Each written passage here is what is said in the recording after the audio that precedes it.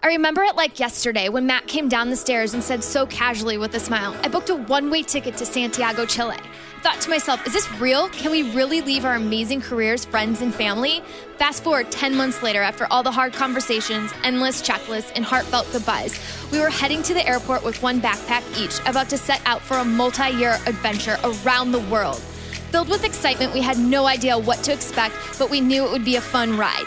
Join us as we share what we are learning on our journey of a lifetime. This is Passport Joy Travel Talk with Nikki and Matt Javitt.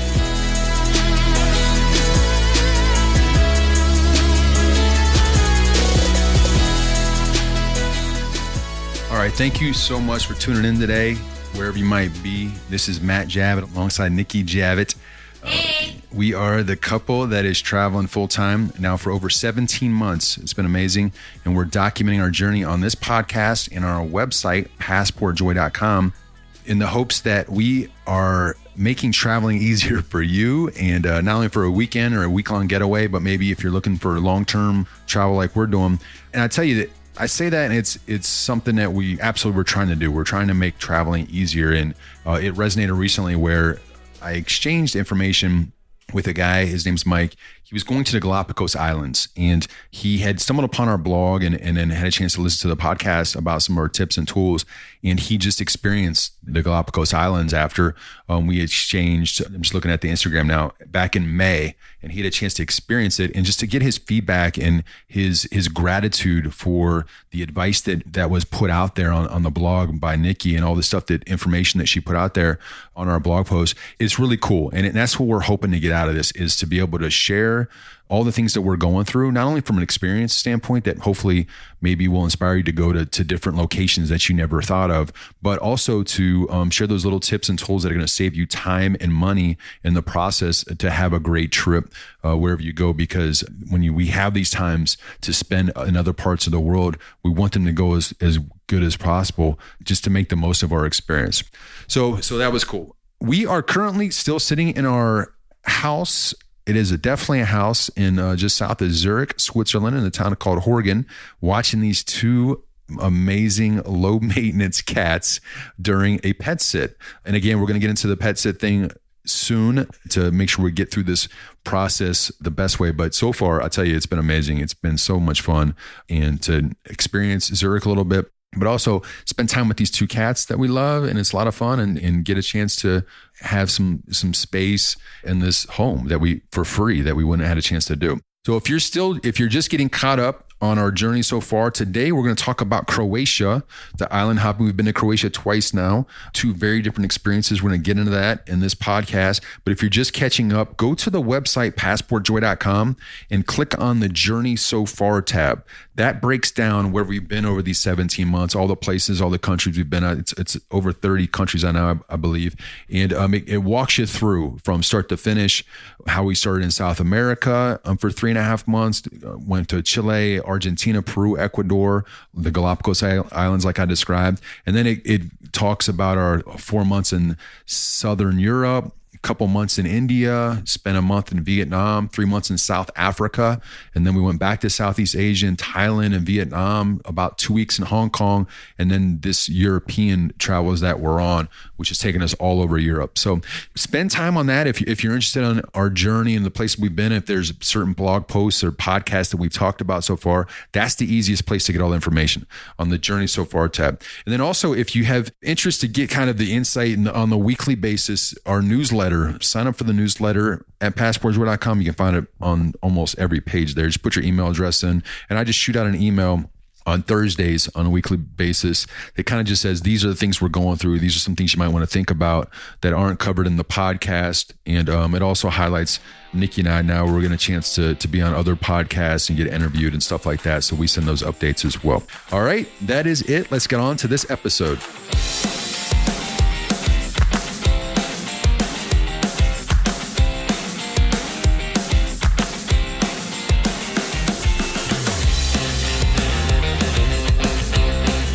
All right, we're going to talk about Croatia today. They just captivated the world's attention with the World Cup as a runner-up to France in the championship game.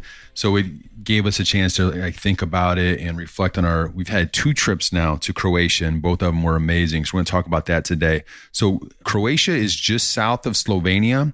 It faces Italy across the Adriatic Sea, and it's kind of at the crossroads of Central Europe and Southeast Europe, like I said, on the Adriatic Sea. And it has a population of about 4.2, 4.3 million. So it's very much a small country, but huge in tourism, as it's in the top 20 in the world when it comes to most popular tourist destinations. So they get a lot of their money from tourism, with probably the most important part of that being currently the Game of Thrones. And we can say that because as we were there on our second trip, we asked about the impact Game of Thrones had, and it's been a major impact from the time that we visited the first time, which we're going to get into, was in the summer of 2012.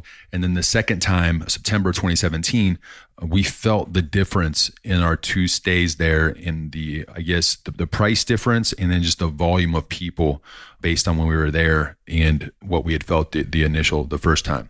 So to get into our 2 very different trips, I'll take you back to that summer of 2012 when we visited Croatia, and the whole trip came about when Nikki's sister reached out to us and her then boyfriend, who became fiance, that now they're married, with the idea of going on what is called the Yacht Week. So if you've heard of this, it's an amazing experience. For those that have not, I'll put it into some detail. Essentially, it's where you find a destination. Yacht Week has several destinations now. They did then. It was kind of newish when we did it, but it's much more popular now. And they have destinations in Croatia, Greece, Italy, Montenegro, and they also do a winter. It'd be our winter in the States, in the British Virgin Islands. But so essentially, you find enough people to fill a yacht. In our case, we had a yacht that would have 7 people in it, and then you can either, if you have somebody on your crew that could be a skipper to man the yacht, or you can hire in a skipper, and you can even hire in a host as well if you wanted somebody to kind of do your meals and all that. But you would have a skipper on a yacht. So we'd have 8 people. In our case, we had 8 people on a single boat for a week, where we were traveling around different locations in Croatia and spending all that time on the boat during the day, and kind of just having fun at night and doing these different things that we're going to get into. But in that process, when Nikki's sister and boyfriend reached out, they were saying, hey, do you guys want to do this? We looked into it. We're like, we're in. And then at that point, we had to establish, there's different ways to get the yacht now, but at that point, we had to secure the boat with the deposit, and then we had to fill the boat. So what we ended up doing was we set up a Facebook group, and we asked people that if they had spots that they wanted to join, or if they wanted to go on the trip but they didn't have a boat to join, then we were taking open entries in that process. So through that process, with the 4 of us, we ended up getting a finance guy out of Houston, Texas, a lawyer out of England, and an oil guy out of Dubai that were on our boat. And it ended up being an awesome mix of young professionals that were looking to have a great time in Croatia and just take advantage of this situation. Because the thing I did not describe yet is the idea that once you get there, you fly into, in our case, we flew into Split, Croatia. It's a major city in Croatia. Then you get on this boat with this skipper. You all kind of meet each other. You set up your room. Luckily for Nikki and I, we had the front end of the boat because I was the biggest guy and it gave us the most room. And then once you get all we most definitely probably overpacked for that trip because we didn't need anything but a few bathing suits or whatever. And then once you're in the boat and you set sail, you're also setting sail with about 50 other yachts from the same location. So we left from Split, and then we go to other islands around Croatia. Then you relocate to the different ports on these islands, and they have planned events at night on these islands. Most of the planned events were like DJ type music events, but you could also break away and go get dinner with the group, go meet other groups. So you got 50 other yachts from all over the world. In our case, we saw people that had Australian flags, Brazilian flags, or people from all over the world.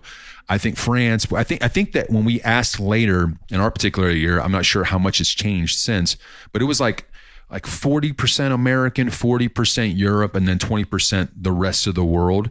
And it was amazing because at that time I was 36 years old. I was probably one of the, if not I wouldn't say the oldest guy, but I was probably one of the oldest people there. But I don't know how much has changed because now they've got different types of locations and destinations. Like I know the Croatia, some of the Croatian ones are much more party focused at night, but there's also like when you look at the Sicily and Italy ones, they're more low key. So when they do land at the different ports, they're more probably like cultural, food focused rather than DJ nightlife focused. And so essentially what we did was, as we're touring around in this boat, is we go to the different islands that we're going to get into a little bit. You go to these organized events with 200 to 400 people partying, and they've got the drinks available, and you're hanging out. And then during the day, you have opportunities to swim in the Adriatic Sea, find little coves for your own place, tie up with other boats if you're beginning to make friendships at that point. Cliff dive. We did this amazing cliff dive that since we've done it 5 years later, it keeps going higher and higher. At the time we did it, it was probably 3 stories. Now I think it's like 8 stories high. But every time we talk about it, it's one of those things where the cliff gets higher and higher. But we had a chance to do that, and then we just making food on the water, and then just eating food on the water in these little coves is just an amazing time. And we were blessed with great weather, though it was extremely warm, and we couldn't. Our bathroom on day 1 was basically off limits because somebody jacked up our bathroom. So we basically could pee in the bathroom in emergency situations only, because Nikki and I slept near it, and it was smelled horribly. So we'd go to these ports and use the showers and the restrooms and everything for that. And that was the cool thing about it, because every day you're porting up, right? You're going into these nice islands that are used to this.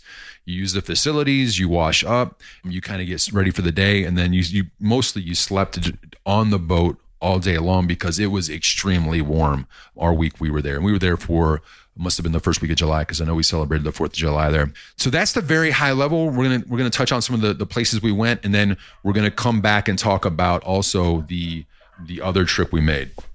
Yeah, Yacht Week was a blast. As Matt had said about the overpacking, I actually did overpack. Looking back on it, it's hilarious. The contrast of how I pack now and how I packed for Yacht Week. So for Yacht Week, I believe I brought maybe 3 or 4 pairs of heels. I'm not sure, maybe 5 or 6 dresses. It's pretty funny. And I didn't wear obviously any of those heels, but my sister did lose her luggage, and the airline actually did. And she was able to go to Zara and stock up on like a couple of like staples. So Zara is just a clothing store, and no, it's not a TJ Maxx at all. He's a man. He has no clue what he's talking about. Zara is not a TJ Maxx, but I don't know what level to put Zara on as far as clothes go, but it's not a department store. Zara has very nice clothes and a mid-range price, I would say. And he's calling me sexist now. And anyway, she was able to stop by Zara and, just get some t-shirts, like a couple t-shirts. And I think she got like one little dress or something like that, just so she'd have something to hold her over. But my extra packing did come in handy, because I brought I think like 3 bathing suits. So I was able to lend her a couple of those and some PJs and stuff, but she did not have any clothes for quite some time. So that's just funny. That's something I remember about our trip to Yacht Week. Another thing I did want to touch on the Yacht Week is that it was a lot of fun when we would actually go to these events. So the bars and all of the clubbing, you would get this bracelet that came along with your package. You obviously paid for it somewhere in there. And these organized events, they'd bring these DJs in from all over the world. And the parties that you would go to would have themes. And I don't even remember what the actual themes were, but some would be outside, like a Midnight Summer's Dream was the very first night, was the one I remember. And they would have all of these like little tea tree lights, strung throughout the trees, and people would just be dancing, and all this plush like garden furniture that you could sit on. And it was just really cool to be able to experience that. And then, like Matt had said, you could choose to go to these group dinners with your boatmates if you would like to, and then meet other people from other boats if you wanted to. Or you could just choose to cook yourself some food if you didn't want to, build that into your expense, because that was not included in the expense of what you paid for Yacht Week. And sometimes that could add up for some people. But I do remember one evening we had a sit down dinner with our boat, and I believe it was it lamb, like a full-on lamb. And they ordered like a full lamb where they brought this roasted lamb that had been cooking all day long.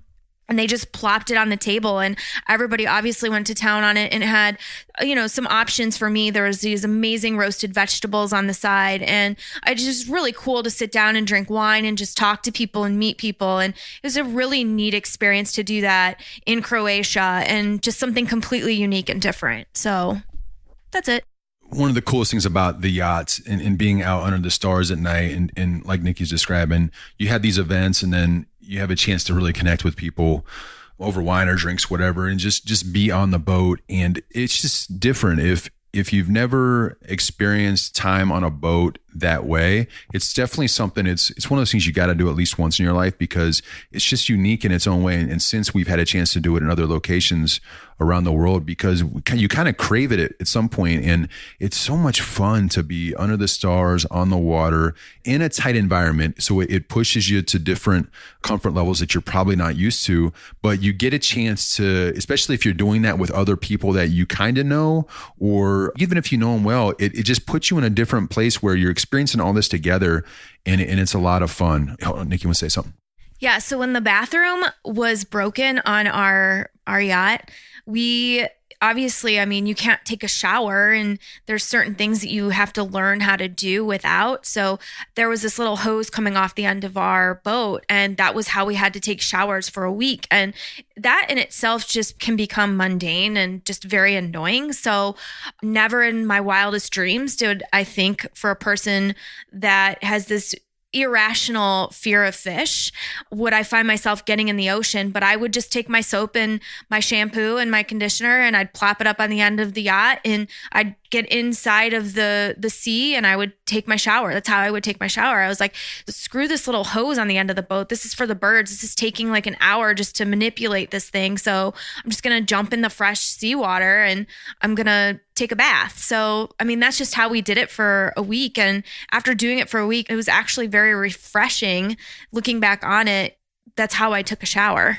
I think that, so from a tip standpoint, if you were going to do something like Yacht Week, I'm sure that there's other ways you can go on a boat around the world and with a group of friends if you want to. But in an organized setting like this, even when we did it, they understood how to take care of people, and they understood their skippers were extremely talented. And we were blessed with an awesome Canadian skipper that he's just like the coolest dude ever. And we really hit it off, and he was great at doing what he was meant to do, is like make sure that we continue to have a good time, keep us safe and secure, get us from point A to point B, and even teach us how to sail in the process. If you do that, I would suggest, we were extremely lucky because we had 4 people that we knew, and we filled the boat up with 3 other people that were like us. Because during that process, I actually spoke to our candidates on the phone quickly just to understand who they were a little bit before I agreed that they could come on our boat, because it was our deposit at the time. And I know there's different ways that Yacht Week does this now with connections, but I think it's important to have kind of like-minded people, because 7 days is a long time. You get a chance to meet the people. In our case, we got to build friendships with the folks that joined our boat. But at the same time, if you have 7 people that you know really well, that might be a blast, especially if it's 7 people that you don't get a chance to hang out with and party with it all the time, and you get a chance to go to a different location in the world. It can be a great time. So I'd be open about it. I would definitely do it again. We actually looked at it again while we were in Europe last year. It just didn't come together for us. And it's one of those things that you could do it as a solo traveler as well, or if you wanted to do it as a group, like I was describing, that could be fun. But again, the Yacht Week, we'll put all the links in the show notes, but it's something that if you want to do it in an organized way and feel safe, and you're not sure how to get on a boat in Europe or in different parts of the world, this is a great way to have that initial experience. And then maybe you can do kind of the other creative ways that I think we haven't talked about Panama yet, but we've been on a yacht for 3 days in Panama, off the coast in the San Blas Islands. We'll talk about that a little bit in a future podcast, but that was a different experience. And I think without this Croatian Yacht Week experience, we probably wouldn't have done that in San Blas, because we might not have been as comfortable on a boat in that situation. So yeah, that was an amazing trip. So we left there just feeling like, wow, that was unbelievable. We love Croatia. So during our trip last year, as we were going through Europe, we knew that we wanted to go back to Croatia for a couple of reasons. First, they're not a Schengen country. We've talked about this before, where we get, as American travelers in Europe, within 180 days, we get 90 days to travel in Schengen countries, and Croatia is not part of that. So once you go to Croatia, you're off the clock, basically. So we knew, based on our calendar and when we were going to go to India, in this case, from Rome, we knew we had to fill a gap there. So we had a chance to spend 2 weeks in Croatia, and we did it by jumping around to a few different islands, and we arrived in Dubrovnik. Yeah, so unlike, going around via a boat this time, we actually, our mode of transport to get to the different islands this time, we used their ferry system, which is actually fairly easy to use. You just have to make sure that you pay attention to the schedule, because getting to and from whatever island that you're going to go to, you may not be able to do that on any day of the week that you would want to, or you just may have to manipulate the system a little bit. So it's fairly easy to use. You can go online and purchase your tickets, and they have 2 different types of ferries. So there's like a high-speed ferry that gets you to your island faster, and then they just have the normal ferries, which take just a little bit longer. And there's 2 companies that they use. They have a Jadrolinja and they have a Kapitan Luka ferry. Those are the 2 ones. They may have other ones, but those are the only ones that I really saw while we were there. And anyways, you just purchase your ticket online, and then you can just hop around between all of the islands. So that's how we did it. And we started out in Dubrovnik this time. And we actually didn't stay in like Old Town Dubrovnik. We stayed just a little bit further out just to save a little bit on money. We got a nice little Airbnb close to the beach, and we took the bus. We utilized the bus system there to get us into Old Town Dubrovnik. But Dubrovnik itself, I think by far, first time being there, it was hands down one of my favorite places in Croatia that we've been. It's completely different from any of the other islands. So it's a big, huge city, and it's like a fortress built into the cliffs.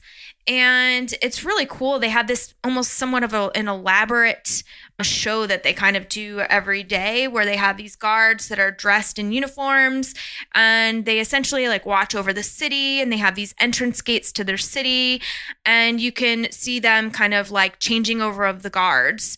So it's a kind of a cool thing to watch. And then so inside of these city walls, or the fortress walls, there's just like a whole huge city in itself. It's crazy. Like there's churches inside, and museums and restaurants. There's cafes and, little like artisan stores. And I mean, it's just endless. Like it's just nonstop, like a huge city within a wall. Like it's very hard to describe, but this is where we saw, like Matt had mentioned, the Game of Thrones craze.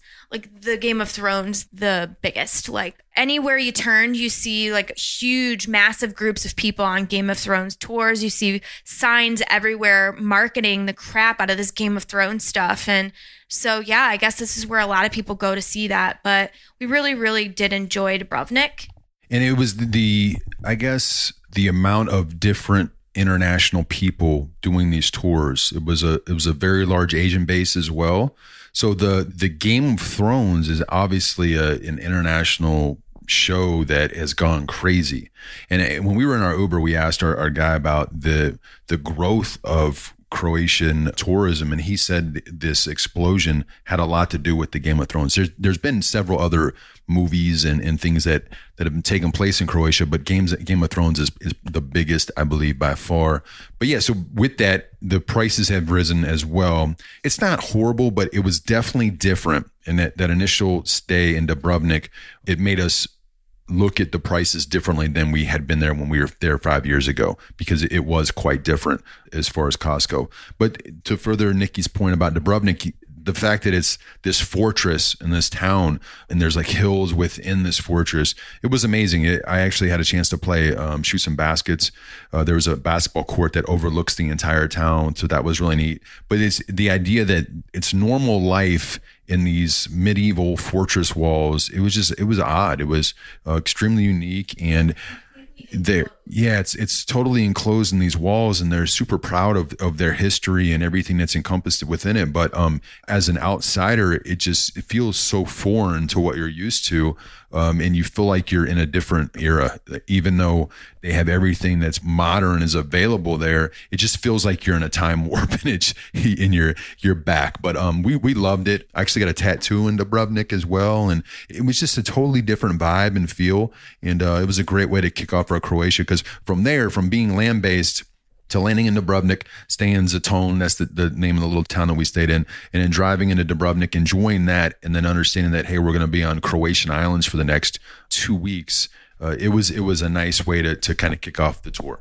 Yeah, so from Dubrovnik, we ended up taking a ferry to Milna, and Milna is located on an island called Brač, and how you actually spell it is B-R-A-C, but it's pronounced Brač.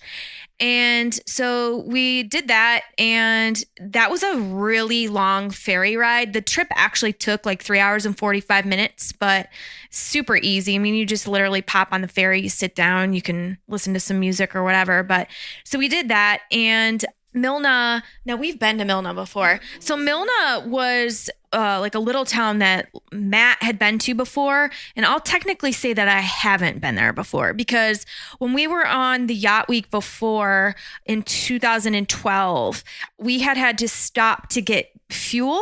Was it?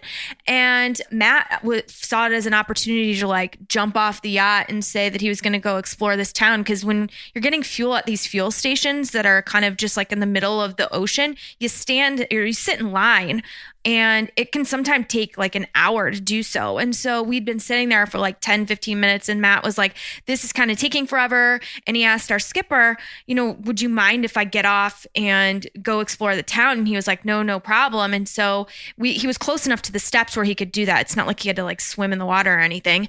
And so he gets off, and, he goes and explores, and we're all just on the boat. I remember I was just like laying out, sunbathing with my sister, and he comes back and he's like, this is the best town ever. He's like, I literally just went and found this cool little pub. I got a beer for like $1. It was so cheap, like so quaint. And and everything he was describing was just like nothing that we had experienced on any of the other islands during our time at Yacht Week. Everything was more of like a party atmosphere, clubby, vibey scene. And he was just like, this is so chill and laid back. So when we knew that we were coming back here on this trip, we wanted to make sure we incorporated that into our stay. So Milna, definitely like more of a quaint little town, has more of like this peaceful vibe, and a lot of local beaches where you can just go swim around. And I guess it's more of like a place if you're looking to get away from the crowds and the tourists. And they're really known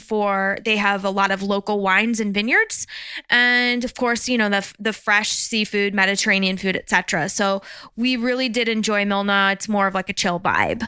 So from Milna, we headed over to Hvar, and Hvar was a place that we had been to before. We were there on Yacht Week, and Hvar is like the stereotypical, if you see anything for partying in Croatia, this is it. So Hvar has like the castles where they hold huge, like castle parties. They have nightclubs.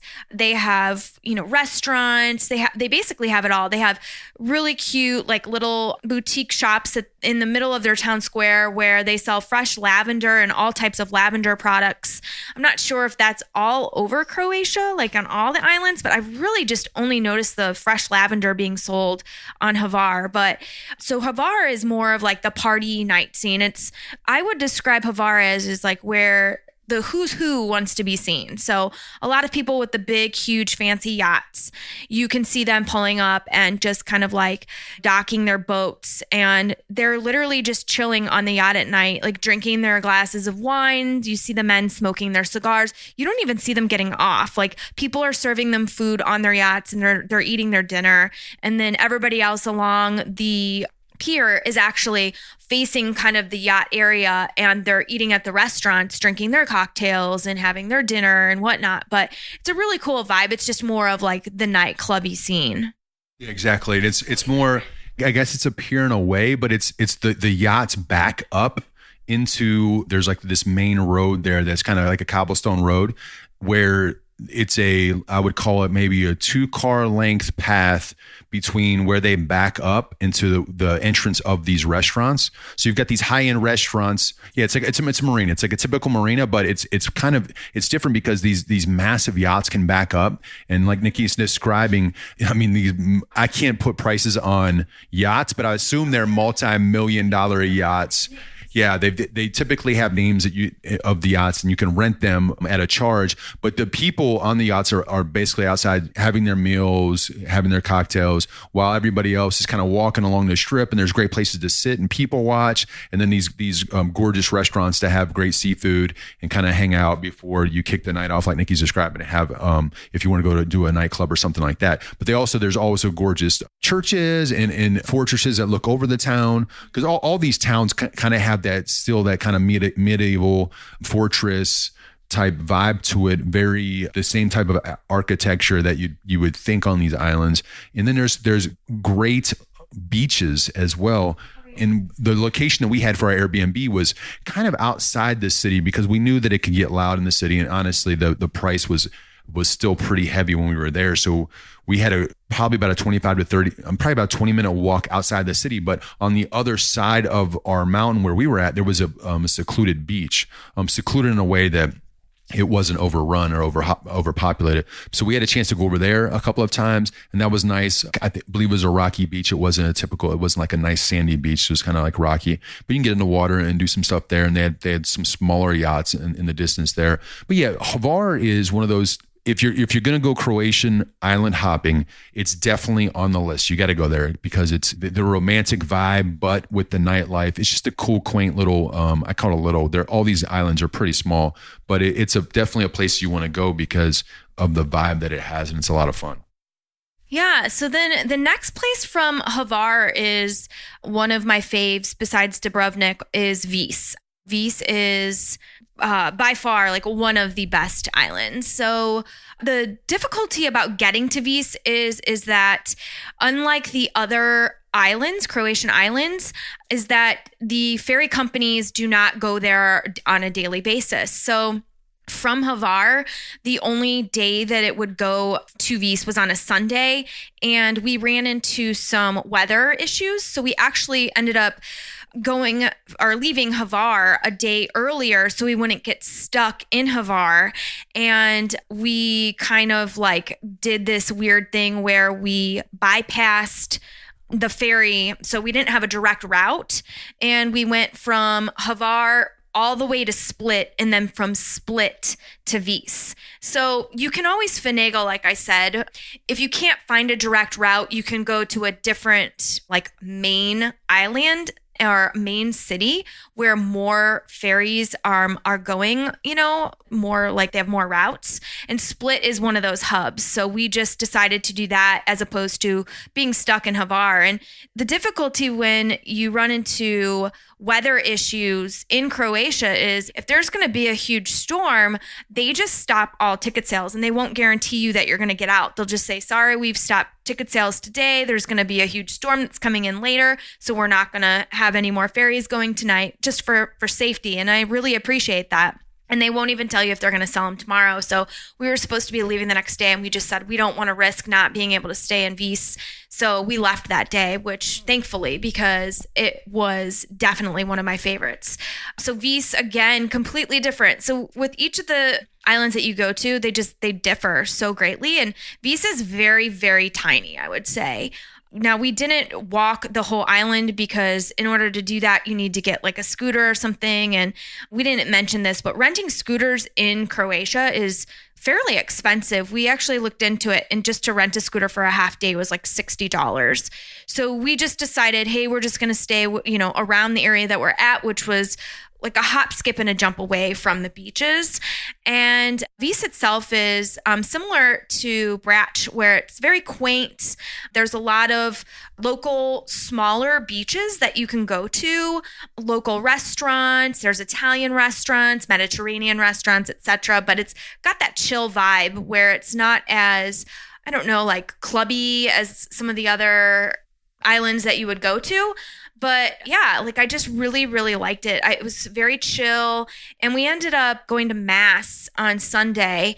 And on our walk home, we randomly just walked into a gentleman that had gone to the same mass and struck up a conversation with him. And he was so kind and invited us over to his home. And he was like, hey, I'd just gone to this local winery and picked some fresh grapes, and I have some local wine. Do you want to come over? And he extended that invitation to us, and we ended up chatting with him for hours in his family-owned home. And I don't even know how old his home was, but it was like 100 years old or something like that.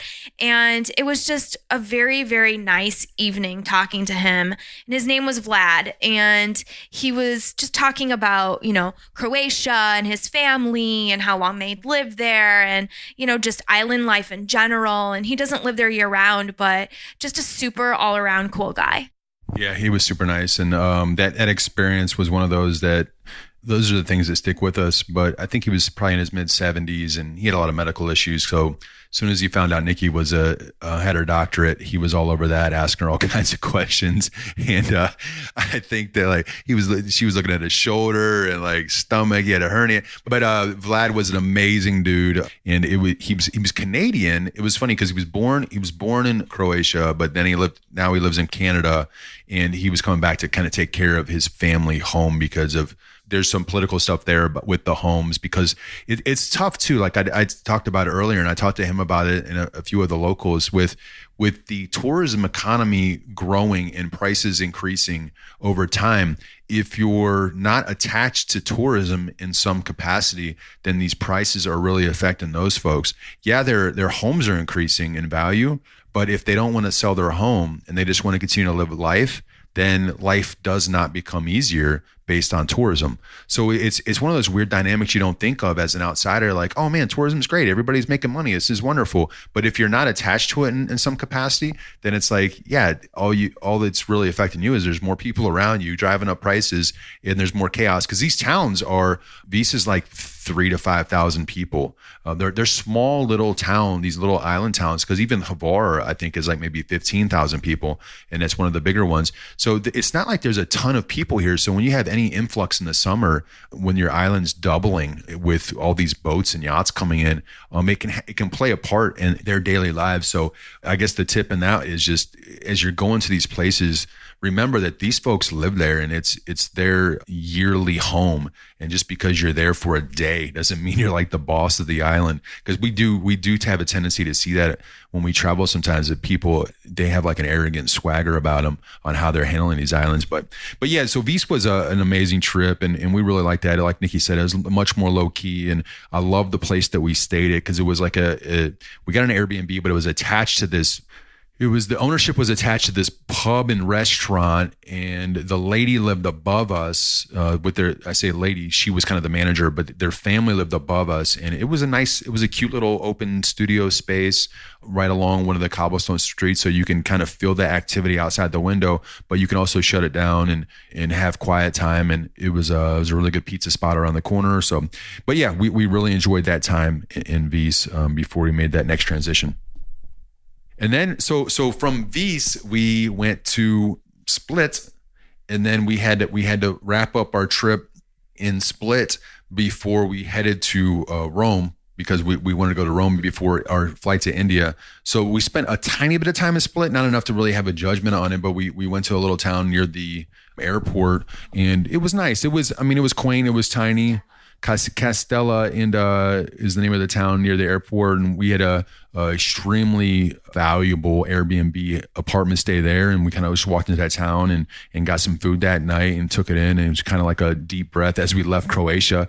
And just kind of to wrap up Croatia, it is truly has a romantic vibe to it. Now, again, our thoughts on Croatia are mostly water-based and island-based. We haven't had a chance to visit some of the amazing cities that are within the country. We've heard amazing things. Yeah, Zagreb and even Split. We haven't had a great time to spend in Split, and our Dubrovnik experience is basically 3 or 4 days. But we've heard so many positive things about Croatia. So if it's on your list, and that's the reason it's a top 20 in the world when it comes to tourism, is because it is an amazing country, and they understand how to handle tourism in a great way. They know how to make their guests feel welcome. Their food is amazing, Mediterranean food, great wine, and just it's just a place that, as you are creating your list, and if you get time to come to Europe and experience it, that you will leave Croatia in love with Croatia. And I think that is pretty much why when you saw the World Cup, I started talking about the World Cup and the fact that they finished second. And the world loves an underdog, right? In sports, everybody loves the underdog. But I feel like there's a connection to Croatia based on a lot of people vacationing there, whether they're European or now Americans going there and seeing it. But the world, the more that they go there and see how gorgeous it is as a country, but it's still small. Like I said, about 4 to 4.5 million people. It's still small. But if you go there and experience it, you leave there connected to it. Because as Nikki and I were watching these games, we're like, oh, Croatia. And it just brings back amazing memories because it's so much fun. It's gorgeous on the water and the people are so kind. So if you have plans and it's one of those places that it's on your bucket list or whatever, definitely, and you can spend 2 weeks exploring the island, then it's definitely a place that I would continue to have on that list.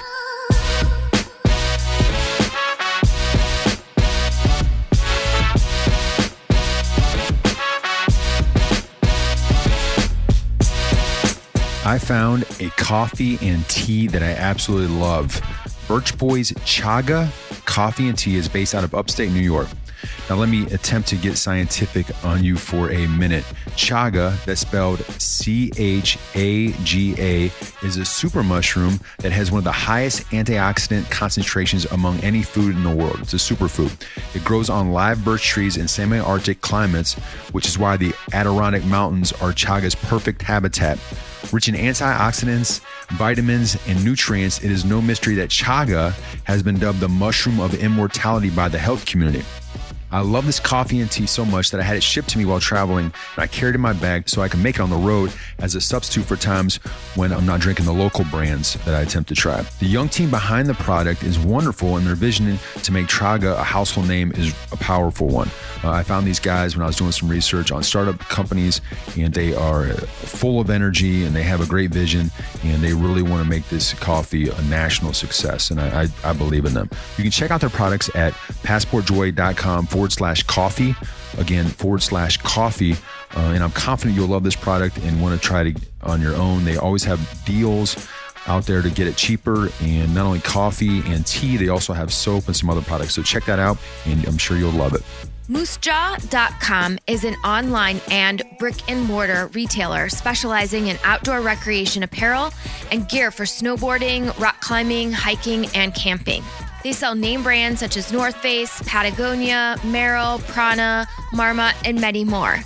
It's actually how I purchased my Patagonia Nano Puff jacket for all of the hiking adventures that we've gone on during our travels. They have free 2-day shipping on any of the orders that you purchase that are over $49. And don't forget to sign up for the Moose Jaw Rewards program to earn an additional 10% cash back on every regular non-sale purchase that you can order. It's totally free to sign up, and you can use your reward cash for future purposes.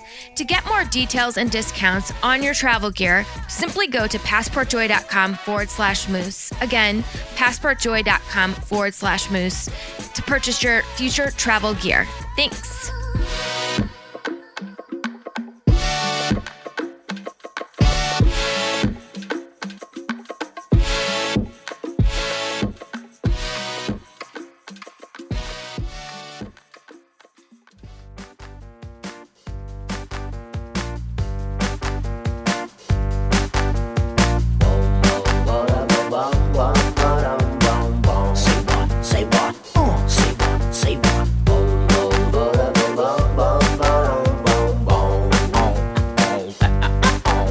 That is it for this episode. Thank you so much for listening. Please be sure to subscribe to the podcast if you haven't already. As I said in the past, this really helps Nikki and I, not only the subscribe, but the rate and review. It's a big part of the process because it helps elevate our status in the podcast community. And so it lets new travel listeners become aware of who we are and maybe hear our story. And also, thank you so much for leaving reviews. I talked about it earlier, but I'm gonna go ahead and read Mike's review again. Mike was the one with the Galapagos Islands via Instagram, and he just said, Matt, thank you so much for the information for my preparation. So far, Santa Cruz is amazing. So he's sending this from the Galapagos, and he said, you make traveling look and sound easy. It certainly is easier than I expected to do things here in the Galapagos, but nonetheless, it takes effort in getting past initial discomfort and uncertainty. So that was really nice. And it was cool because, and I promise you that if you reach out, Nikki and I will respond. We respond to every email and every invite. And in Mike's case, I was sending, because I was in a situation where video was much easier. So I was just sending Mike videos and he was responding via videos on Instagram. So anything like that, feel free to reach out and we will respond. So thank you so much, Mike, for that information, that review and that feedback, because we do appreciate anything that we can get back that it helps people travel better. And as always, the show notes. So obviously we talked about the Yacht Week for Croatia, and we talked about various islands, go in the different ferries on the islands with schedules and stuff. So we'll put those in the show notes. As always, we put all the show notes at the podcast tab at passportjoy.com, and you just look for the episode listing there. And that's a good way to go through different episodes and kind of check things out, all the different listings that we have and the information that we're sharing there. And sign up for the newsletter, the weekly newsletter that comes out on Thursdays if that interests you, on Passport Joy. And that's where we send out the updates of what we're doing and kind of any other insight that we feel like is sharing. And on the website, obviously you can find all the blog posts, travel tips and tools, the books we love section that has over 30 books listed out there, and all of our social media links at the website. So, all right, we'll be back next week with a new episode. Until then, safe travels to wherever you might be visiting next.